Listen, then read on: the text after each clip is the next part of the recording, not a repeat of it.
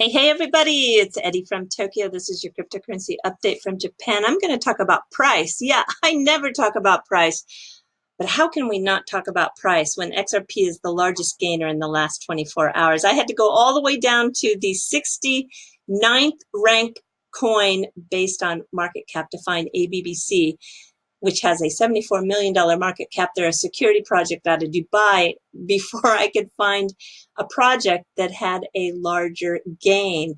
Yeah, BTC is just pretty much standing still. So if we use the crypto compare, you can see that the volume by currencies is quite interesting. A lot of people had money parked in Tether. Yeah, 43% of that Tether is being moved over into XRP. You have 21% of the volume coming from BTC, which is, yeah, pretty high. Japanese yen is just sitting at 5%. It's a little lower than usual, but then the United States is pretty strong with 10%. So if we take a look at where the exchange volume is coming from, this is always, I think, interesting to see. Of course, Binance is super strong at 21%. I don't pay attention to this ZB because of the wash trading. It's all fake volume. But if we go to OKX is in Malta. They are representing 11% of that XRP trade volume. Then we have Huobi. Huobi was founded originally in China. They're now in Singapore. They have offices in Hong Kong, Japan, and the United States. They're actually a publicly listed company on the Hong Kong exchange. And then you can go down here, you see HIT BTC. If you can tell me where they are located, you're very smart, because it depends on what page you look at. Sometimes it'll say they're in Chile, sometimes they say they're in Hong Kong, sometimes Malta, sometimes Estonia. I don't know. If you think you really know for sure, I'd love to know that answer.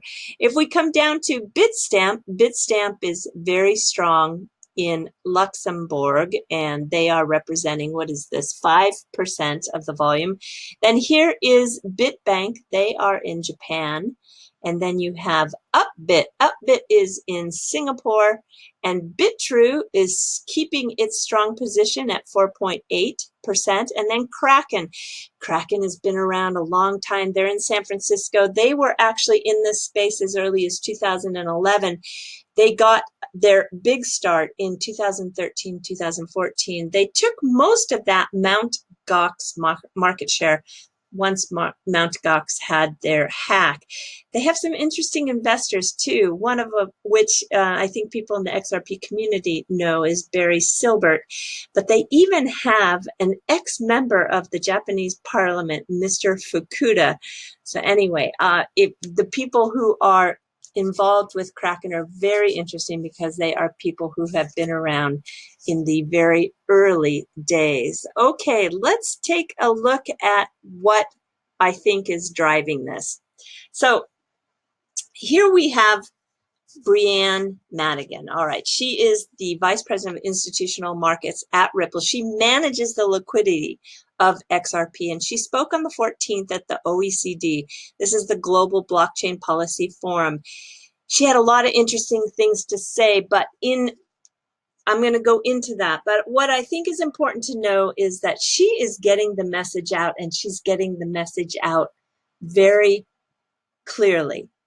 She comes from 15 years of being with Goldman, so she has a lot of respect within the traditional market financiers, and she speaks with confidence in a way that anyone listening can grasp, and that is no matter what the amount of knowledge you have in this space. That's a real skill. That's a real talent.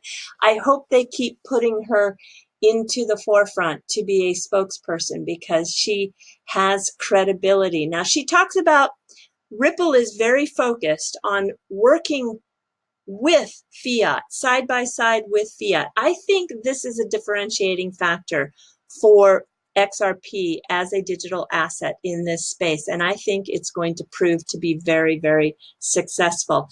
In this presentation, there are companies that are shown like Vanguard, Ameritrade, Fidelity backed. The space has matured, everyone. We talked about this. We waited for it. This has been conversations that have been going on for 2+ years about when the institutional investors would come into this space, because everybody knew this was going to make a difference. Well, being the manager of liquidity, she says that liquidity is still a hurdle for the institutional investors because they want a very deep, liquid, two-way market. And they also want the financial hedging instruments and derivatives as a whole part of that engine. And it is coming. It is shaping up that way. This is why it is so exciting. Since last month, when MoneyGram went live, they have been sending the volume. They have been sending that volume over the corridor in Mexico. She used this particular Bitso liquidity graph. You can see this is when MoneyGram went live. And yes, Galgatron tells me that this is just peanut shells on the floor, and I know that, but it's going in the right direction. We were told not to pay attention to Q3, that the real moves were going to happen in Q4. Well, if I see this with just one corridor in Q3, I am seriously excited. Now, Breanne goes on to say that there are a number of new liquidity participants. Why? Well, because there are corridors opening up. They can see, aha, there is an arbitrage opportunity. And as this scales, there's going to be more action. So what does this mean, the arbitrage? Well, let's look at the retail arbitrage. We're not looking at wholesale arbitrage. We're looking at retail. I'm on Poloniex, and you can see in the last 24 hours, there's been a 16% increase in the price percentage of XRP, and it's sitting at a 0.303. Okay. All right. Let's jump over to Binance. You can see that the price is 0.302. Very, very tight spread, right? Not a lot of arbitrage opportunity for the retail investor, but I can tell you that is not the case on the wholesale side. And let's take a look at BitThumb, 0.302. So very, very, very tight. But what we have been waiting for is for the arbitrage opportunity for the wholesale side, because this now becomes very interesting for those market makers and those exchanges. They do compete against each other to get that transaction. They don't care what the asset is. All they care about is to have that transaction go across their books, and the sleeping giant is awake, and the momentum is looking very strong. Now, this momentum gets the attention of the speculators. The last time we saw a run up on price, it was 100% because of speculation. Now we have a second component. This new component is utility. The utility of the digital asset XRP, and it is namely coming from the use of MoneyGram. So when you can combine the utility with speculation, this is very exciting, everybody. I'm telling you, this is very exciting. Okay, I am going to jump to a new story, which is the XRP meetup in Japan. So the website to sign up just went live. The capacity for the amount of people that it can handle is just 300. So I think it's going to go over 300 applications. The application deadline is this Sunday.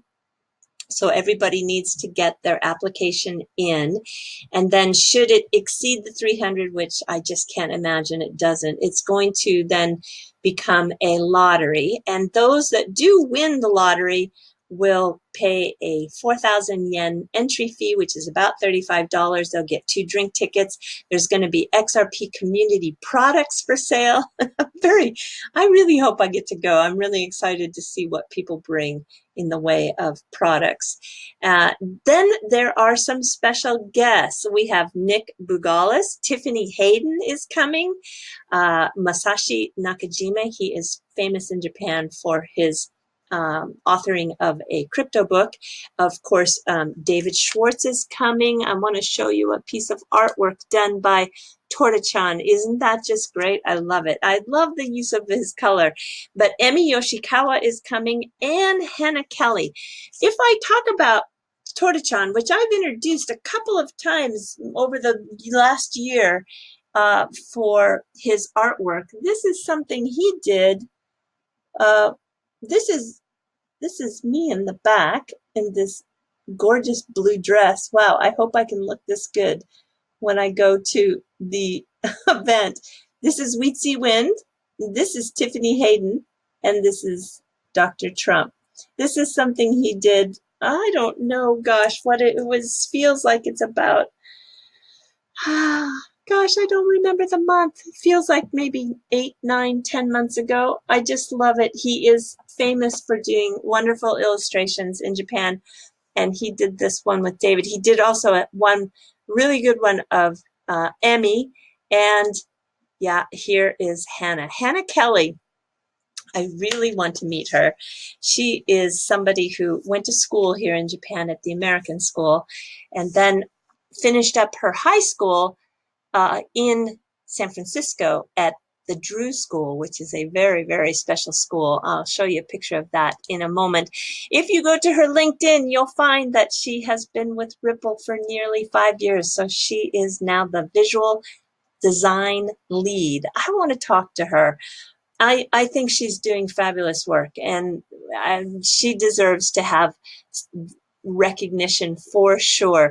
Now, if you go to the school which she graduated from high school, this is a very special school. Like I said, only 300 students, I think, or less are enrolled in this school. And look at the greenery that they have put on the outside of their exterior. I think this is just so beautiful, and it makes sense. This is a trend here in Japan as well. And when I did a little bit of research, I found that, this is a big trend all around the world. Here we have green walls. There is a lot of these in the new construction in Japan. I think this particular one happens to be also in San Francisco at the museum, but you can find a lot of these in Japan. And here is an underpass. Wow, why didn't we do this sooner, right? And if you come to Japan in Fukuoka, there is what's called the Tenjin Park, and this is another example of how those rooftop gardens can just transform a city space in a way that is, I think, fabulous. All right. This is how it'll look in the fall, which is just as beautiful with the fall color. This I found in just kind of searching for what's happening in the world. This is in Bangalore, India. It's a project that's still on paper, but look at the use of the greenery. And here's a project that looks like it's a little closer getting off the paper. It is pending in Singapore. Wow, who does all the watering? Okay, everybody, are you ready for some fluff? Enjoy the intro that was done by Praxis Media. So thank you, Praxis, for this intro.